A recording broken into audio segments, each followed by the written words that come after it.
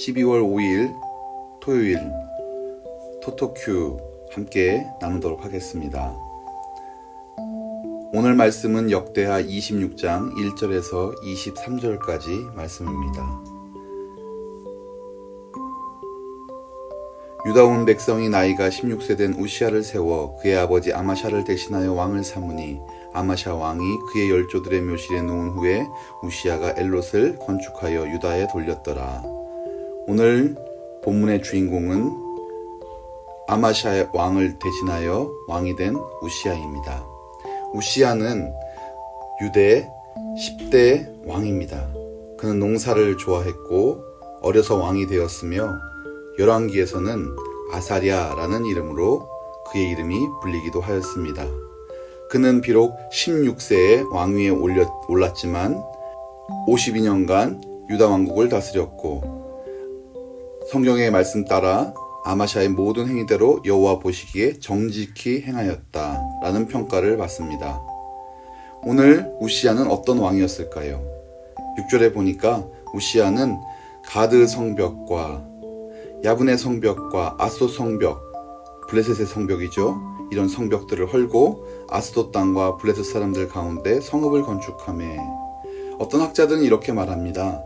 아마샤 시대에 북이스라엘의 지배에 들어간 남유다가 그 힘을 얻어서 이런 성벽들을 건축하고 블레셋을 이긴 것 아니냐.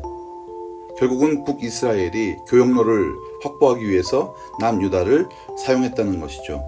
그러나 성경은 그렇게 말하지 않습니다. 하나님께서 그를 도우심에, 여러분 중요한 것은 하나님께서 우리를 도우시는 방법입니다. 하나님께서 우리를 도우실 때 이 세상 어떤 것을 사용하실 때가 있다는 것이죠. 비록 우리는 어려움에 처하고 곤란에 처할지라도 그 곤란과 어려움이 결국 하나님의 선하신 능력과 계획 안에서 하나님의 작정 안에서 우리 가운데 역사하심이 있다는 거죠. 7절에 보니까 블레셋 사람과 구르발에 거주하는 아라비아 사람들과 마온 사람들을 치게 하신지라. 예전에는 적국 한번 치러 나가려 하면 은 100달란트씩 주고 사람을 모집하려는 계획을 세워야 했었던 이스라엘이 이제는 여기저기 적국들을 치기 시작합니다.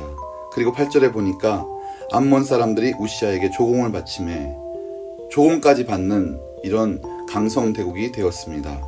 요 8절에 암몬 사람들이란 표현은 70인역, 여러분이 잘 아시는 septuagint 번역에서는 마온으로 나옵니다. 즉 7절과 8절에 마온과 암몬이 둘 다 같은 나라라는 것이죠.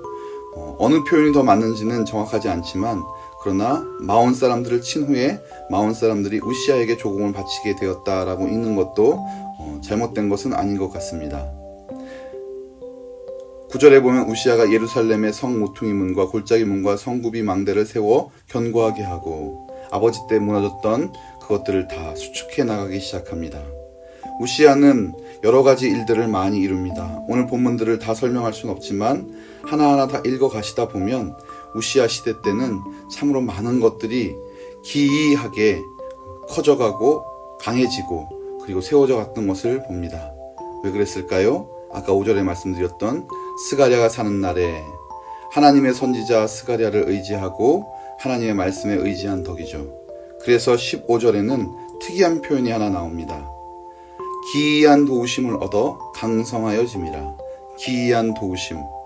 여러분 너무 놀랍지 않습니까? 성경에 이런 표현이 있었습니다. 기이한 도우심. 오늘 우리 삶 가운데 이 도우심이 있었으면 좋겠습니다. 내가 하나님을 바라고 하나님을 따를 때 주시는 그 기이한 도우심 저와 여러분들의 가정 가운데 넘치기를 주의 이름으로 축원합니다. 16절입니다. 그런데요, 그가 강성하여짐에, 사실은 15절에서 끝났으면 참 좋았을 텐데 16절에 보니까 그가 강성하여짐에 그의 마음이 교만하여 악을 행하여 여호와의 성전에 들어가서 향단에 분향하려 한지라. 아마 제사장만이 해야 되는 그 일을 본인이 하고 싶었던 것 같습니다. 나도 이 정도는 할 수 있어. 나는 이 정도는 돼 라고 생각했는지 여호와의 성전에 들어가서 향단에 분향하려고 할 때에 하나님께서는 그것을 옳게 보지 않으시고 우시아가 19절 손으로 향로를 잡으려고 분향하려 하다가 화를 내니 그가 제사장에게 화를 낼 때 여호와의 전 안 향단 곁 제사장들 앞에서 그의 이마에 나병이 생긴지라.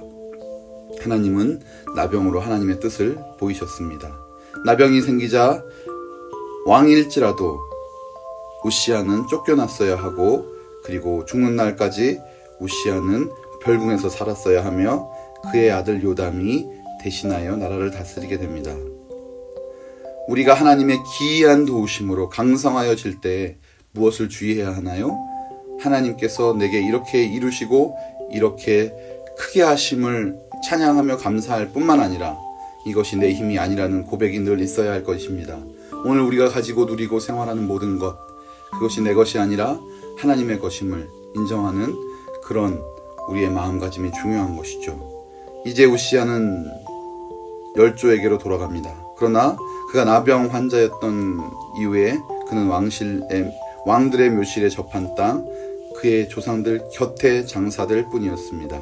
하나님께서 행위 옳다라고 말씀하신 이 우시아, 그러나 오늘 우시아의 말로는 그리 좋지는 못했습니다.